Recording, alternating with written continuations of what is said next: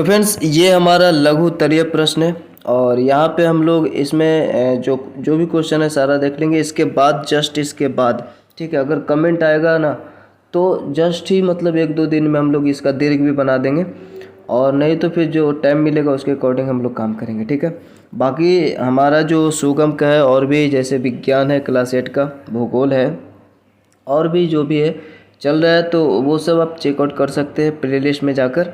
और मैथ वगैरह भी है, सब कुछ बना हुआ है डॉक्टर केसी सिन्हा का, वो भी चेकआउट कर सकते हैं।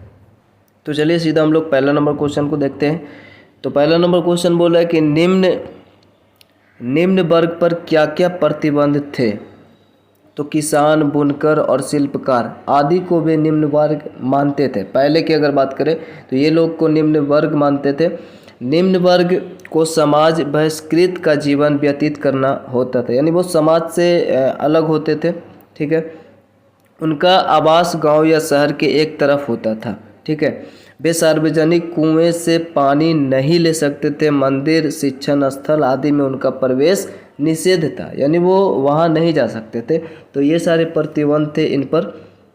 दूसरा नंबर क्वेश्चन है कि पश्चिमी शिक्षा ने जाति व्यवस्था को कैसे लचीला बनाया। तो पश्चिमी जो शिक्षा था, यानी जब ब्रिटिश आया तो वो जो शिक्षा पद्धति लाया तो उसमें भेदभाव वाली कोई बात नहीं थी। ठीक है, तो यहाँ पे देखिए बोला है कि पश्चिमी शिक्षा ने भारतीयों को नए और उदार विचारों से अवगत कराया।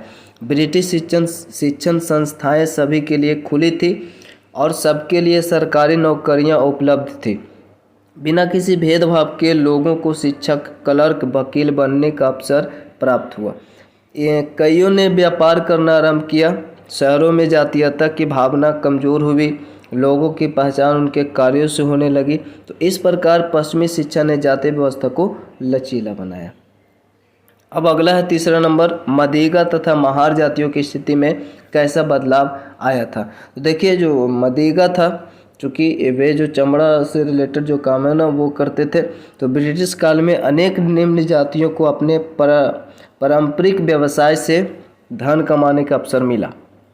ब्रिटिश काल में जब देखिए जूतों की मांग बढ़ जाने से आंध्र प्रदेश के जूतों के व्यवसाय करने वाले मदीगा जाति ने अत्यधिक धन कमाया था। ये ब्रिटिश काल में हुआ था जब द्वितीय विश्व युद्ध हुआ था। उस समय जो सैनिक थे उनको उनके लिए जूतों का डिमांड जब बढ़ गया तो वे लोग जूता बनाते थे। ठीक है, यानी चमड़ा वाला जो काम करते थे वे ये लोग करते थे, मदीगा जाति।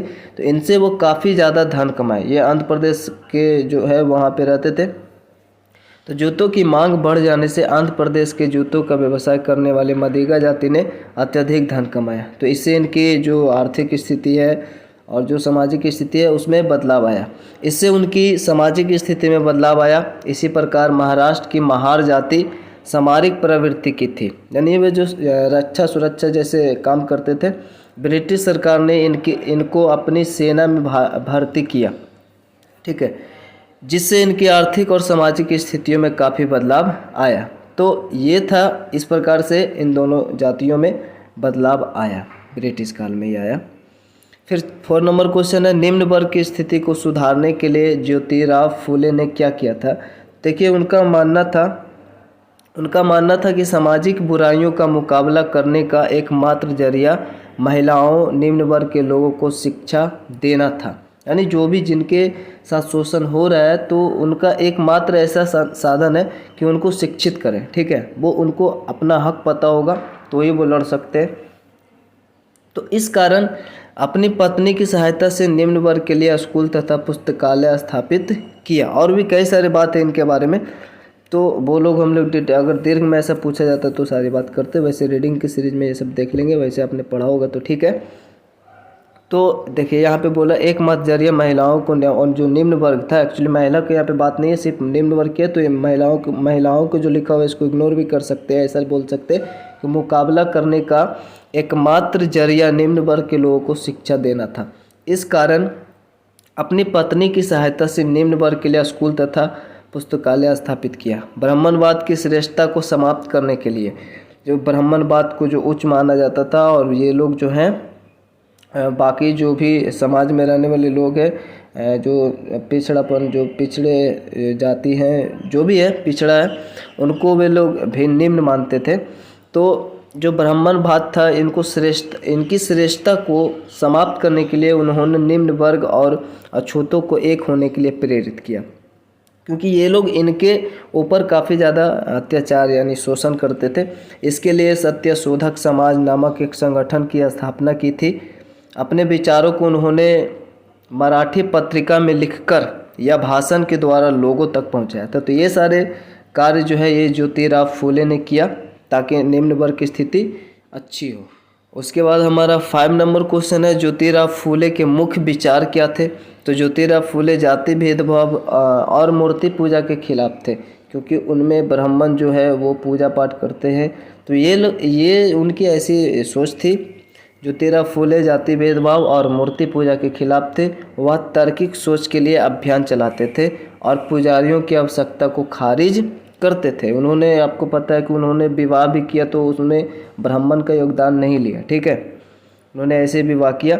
उन्होंने मानव कल्याण, सुख, एकता, समानता और सरल धार्मिक सिद्धांतों और अभ्यासों के आदर्शों के साथ सत्य शोधक समाज की स्थापना की थी, यानी की। तो ये हमारा इनका विचार था ऐसा। उसके बाद है 6 नंबर, गुलामगिरी नामक पुस्तक में ज्योतिराव फूले ने अमेरिकी गृह युद्ध का समर्थन क्यों किया।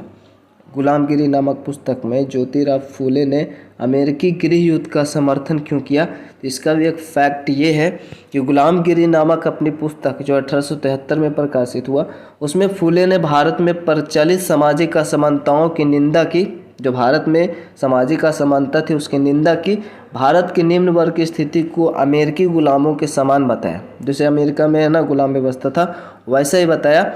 और अमेरिकी के गृह युद्ध की प्रशंसा की, क्योंकि इसने वहाँ के गुलामों को मुक्त किया था, इसलिए इसके गृह युद्ध की प्रशंसा की थी, ठीक है। तो मेन फैक्ट ये है कि वहाँ पे गुलामों को मुक्त किया गया था, अमेरिकी के गृह युद्ध की इसलिए प्रशंसा किया। श्री नारायण गुरु ने कौन से सुधार के लिए प्रयास किए थे। तो उत्तर है कि वे एक गुरु, एक धर्म तथा एक जाति में विश्वास की बात कहते थे। श्री नारायण गुरु उच्च वर्ग के विरोध के बावजूद उन्होंने संस्कृत सीखी थी, ठीक है। विरोध के मतलब विरोध था संस्कृत, ऐसे आपको पता होगा कि संस्कृत सीखने की मनाही थी। आपने देखा होगा कि डॉक्टर भीमराव अंबेडकर को भी संस्कृत नहीं पढ़ने दिया था, ठीक है। तो ऐसा था व्यवस्था उस टाइम का। और इसके बावजूद भी बोल रहा है कि वहाँ उन्होंने संस्कृत सीखी थी। और श्री नारायण धर्म परिपालन योगम के द्वारा निम्न वर्ग को मंदिर में प्रवेश दिलाने का प्रयास किया था, क्योंकि मंदिर में प्रवेश करना, कुआं से पानी पीना, ये सब बहुत सारे प्रतिबंध थे।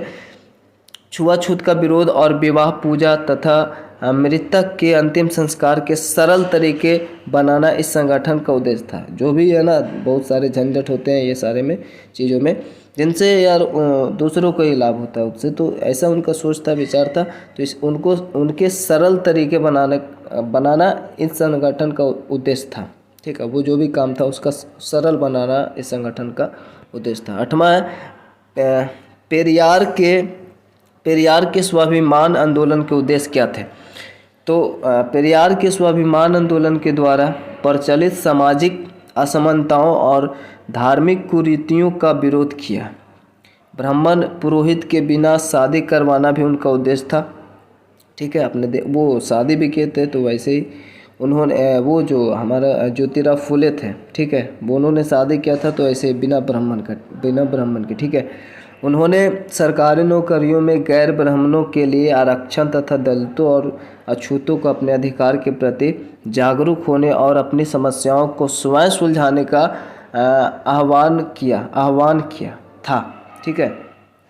परंतु वे पूरी तरह सफल नहीं हो सके, क्योंकि वे निम्न वर्ग को संगठित नहीं कर पाए थे। तो मेन इनका उद्देश्य ये सारे चीज़ थे, ठीक है। परंतु वे सफल नहीं हो सके, क्योंकि निम्न वर्ग को संगठित नहीं कर पाए थे। उसके बाद 9 नंबर क्वेश्चन है कि जाति प्रथा में सुधार के गांधी जी के प्रयासों को लिखना है। अब गांधी जी जो आंदोलन वगैरह किए थे और जो हमारा भारत आज़ाद हुआ, इसमें बहुत बड़ा योगदान है गांधी जी का। और प्लस में उसके साथ साथ गांधी जी समाज सुधारक में भी बहुत सारे काम भी किए हैं। तो गांधी जी का नाम भारत के स्वतंत्रता आंदोलन में प्रमुख रूप से लिया जाता है। साथ ही वे एक समाज सुधारक भी थे। महिलाओं की स्थिति में सुधार और अछूतों का उद्वार ऐसा बोले, मतलब उनको ऊपर ले जाना, ठीक है, उनको उबारना उनके प्रमुख सुधार कार्यक्रम थे। दलितों की स्थिति को सुधारने के लिए उन्होंने 1932 में अखिल भारतीय हरिजन सेवक संघ की स्थापना की थी, जिसने कई आवासीय स्कूल और सहकारिता समितियों की स्थापना की थी। गांधी जी के सुझाव पर कांग्रेस द्वारा 1919 के प्रथम अखिल भारतीय 1919 के प्रथम अखिल भारतीय डिप्रेस्ड क्लास सम्मेलन में छुआछूत के विरुद्ध घोषणा पत्र जारी किया था। तो ये इनका प्रयास था गांधी जी का। फिर 10वां नंबर क्वेश्चन है, भीमराव अंबेडकर ने दलितों के मंदिर में प्रवेश के लिए क्या किया? तो सिंपल सी बात है, ये क्वेश्चन ऐसा है ना कि ये शॉर्ट में लिख सकते हैं, बट ये सुगम विज्ञान है, इसको थोड़ा सा अलग टाइप से क्वेश्चन पूछना चाहिए था ताकि इसको लॉन्ग टर्म में ले जाए, बट ऐसा है तो फिर भी हम लोग लॉन्ग टर्म में ले जाने के लिए कुछ कुछ इसमें एक्स्ट्रा पॉइंट ऐड करेंगे।